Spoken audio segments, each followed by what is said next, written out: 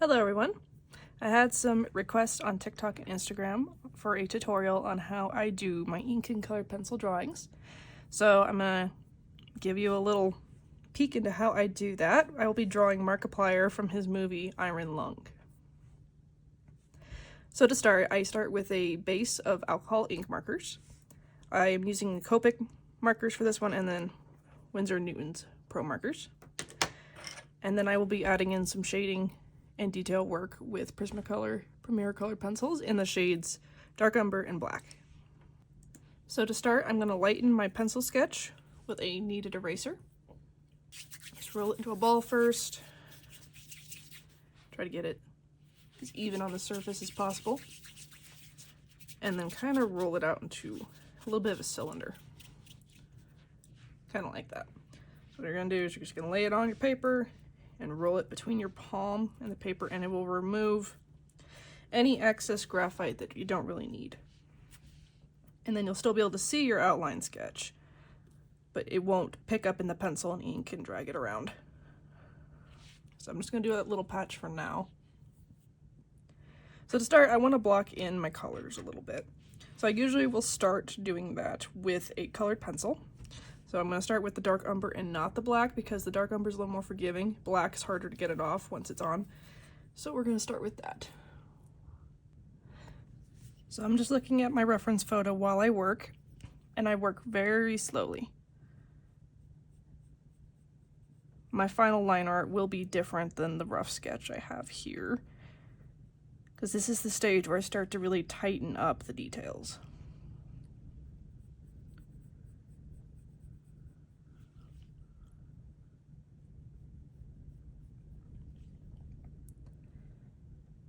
I also like using the dark umber pencil for this first layer because I can blend it with other complementary colors later on better than I can with black. So in the picture, he has a lot of greens and blues that are on this eye here that I will be able to blend into the iris through the brown. And the brown won't be very visible. It'll be kind of like a carrier for the shadow. When I was picking out my reference photo to do this portrait from, I pulled it from the trailer for Iron Lung. Now that scene is very dark, and the screenshot I got really only shows the highlights of Mark's face.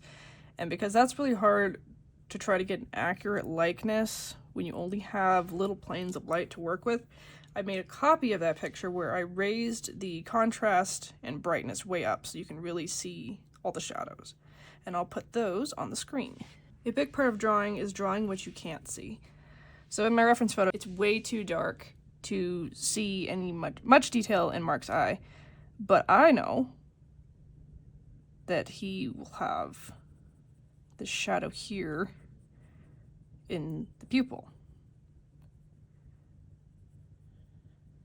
So from drawing enough eyes over the years, you kind of learn what's supposed to be there. You fill in the blanks. So where your reference pictures fail you, you have your skills to kind of bounce back on.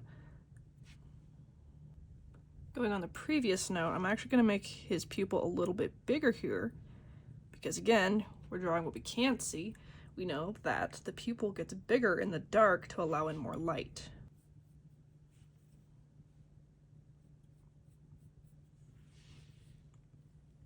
Don't be scared to deviate a little bit from your line art if you notice that it isn't quite matching the reference photo.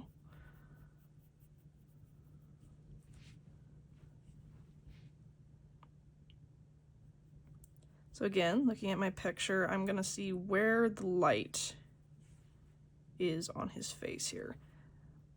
So he's got this shadow that kind of comes around. And then there's this fine green highlight along the bridge of his nose.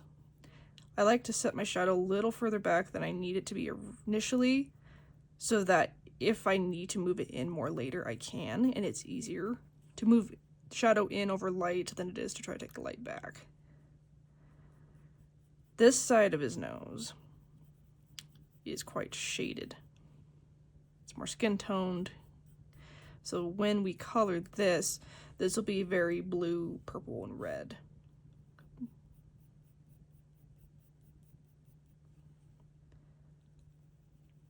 I have a terrible habit of coloring with straight lines, which is fine for some instances, but when you go to blend your colors, sometimes it makes them look muddy. So I recommend, whenever you remember to do so, to layer your colors in a circular motion with a sharp pencil, like so. You want your color to be as even as possible. That really helps get it super smooth when you finally do your burnishing layer.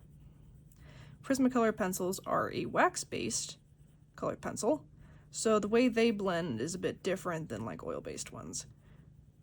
The pigment binds together the more layers and the more pressure that you use. And that's how you get those pictures where they almost look like a painting. They're so smooth, there's no tooth of the paper showing. These pencils are really good for that. And that's why I like to use the inks underneath, because it gives you a colored base to work on top of. It's like doing an underpainting. Because these pencils do build up so quickly, they get to a point where you cannot add more colors and you can't add light on top of dark colors very well. So by starting with a dark ink base, you can layer light colors on top of that and get really nice highlights. Whereas if you're just working with pencil, you have to remember to leave spots and to blend those highlights as you go. And if you want to add one later, it makes it a lot harder to do so.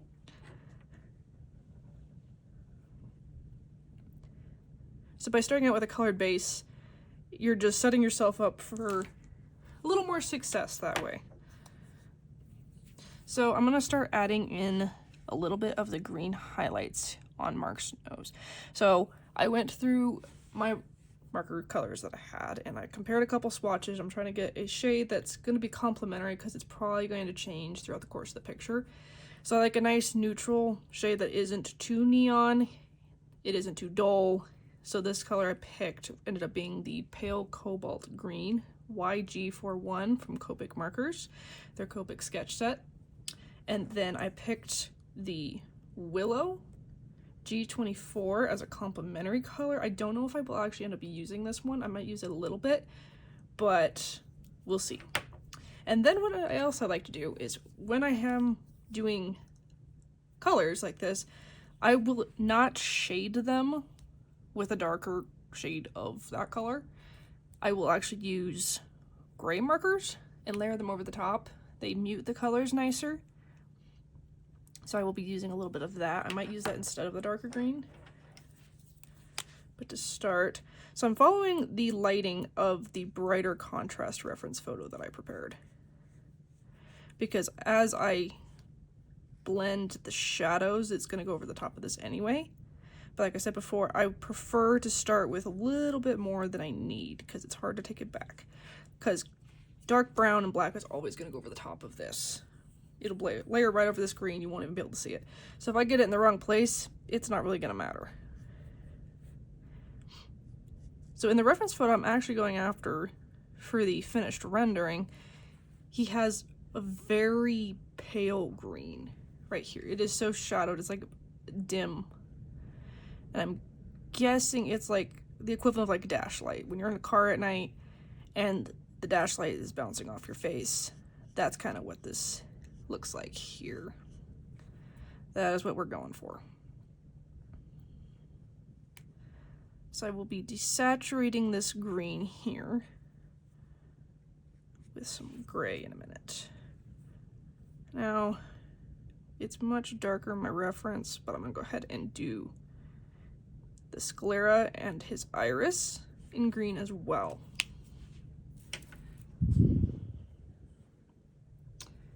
Okay, so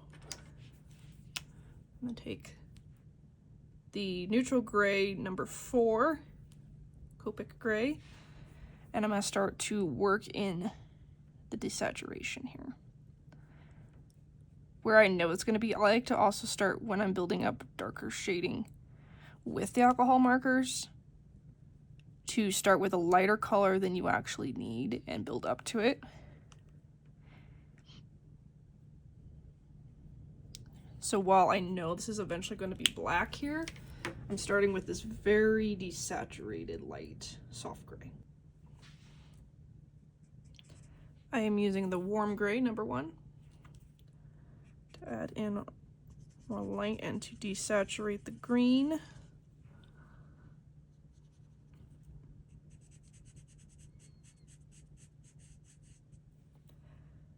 If I end up taking too much of the color, I can always add it in later with a brighter shade of Prismacolor over the top.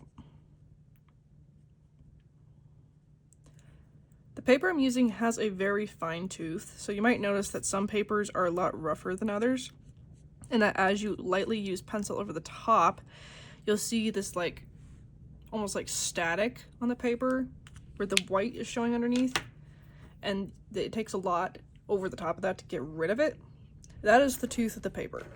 So the smoother the tooth is, the less that is visible. So like right here, where it's really grainy, it's really light, it's not ground into the tooth yet. So as I add more pencil, that tooth is going to fill up, and it's going to become really waxy and super smooth, and it's going to get to the point where you cannot put more pencil over the top. You can use a fixative. I don't personally use that because I'm impatient. It takes too long, it stinks. I don't like to deal with that. I like to immediately be able to do my stuff. So once we get to that point, I will show you what I do to get rid of the wax layer and to keep being able to layer. But you will get to a point where you simply cannot add more. So that is why we have to kind of plan ahead now for how dark and saturated we think these areas are going to be. So you're playing through a lot of different aspects of it as you're working, planning ahead for shadows that might be there, highlights that might be there, and how you're going to achieve them, how it's not going to be muddy. You're really considering technique, color, a lot of aspects.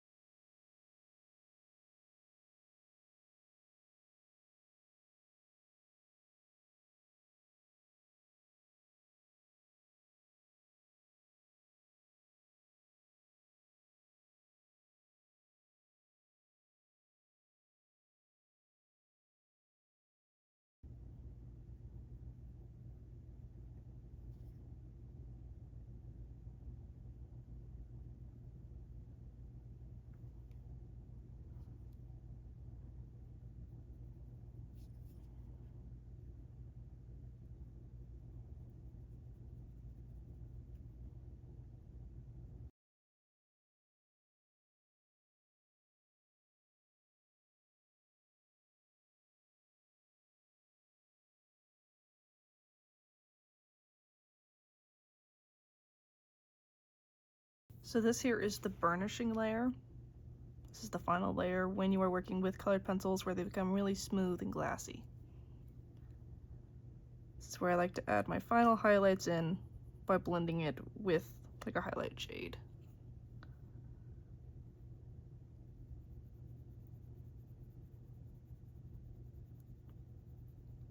You'll be working with quite a bit of pressure during this stage, blending it evenly in little circular motions.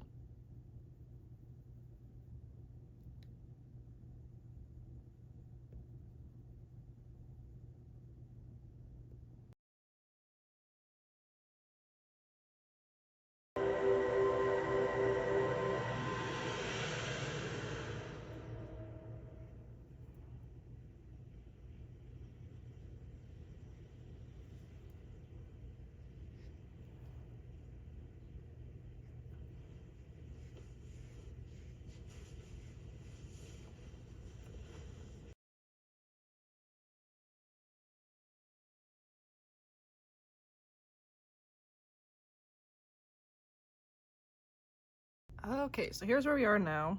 Mark's looking a little bit like Frankenstein the monster, I know, but we're gonna start shading this side of his nose.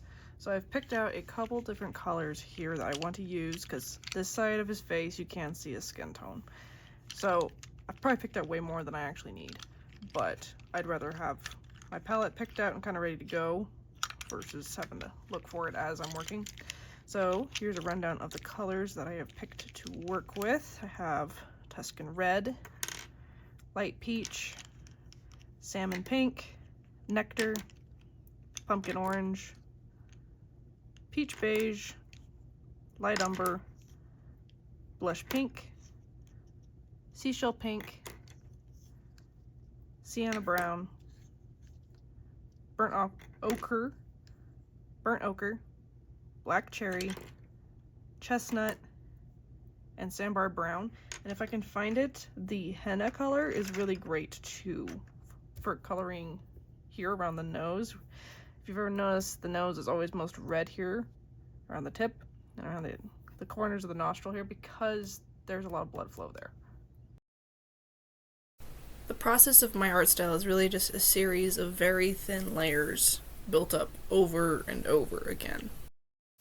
I layer my colors up a lot like watercolor, where it's a series of very thin, light layers. You have to use the alcohol markers before you do the burnishing layer, because once you do that, if you try to lay the ink on top, it can't get through to the paper to soak in, so you'll have this shiny top layer, and it will scratch off really easy if you try to blend over it. So you have to, any inks you're going to use, you got to do before you do your burnishing layer in pencil. This drawing will be split up into at least 3 different video parts. Each one will be detailing a few different elements to drawing with ink and colored pencil, and the next one will be up in here in a couple days. So thanks for checking this part out, and I hope you got a chance to go see Iron Lung this week in theaters, and I will see y'all soon.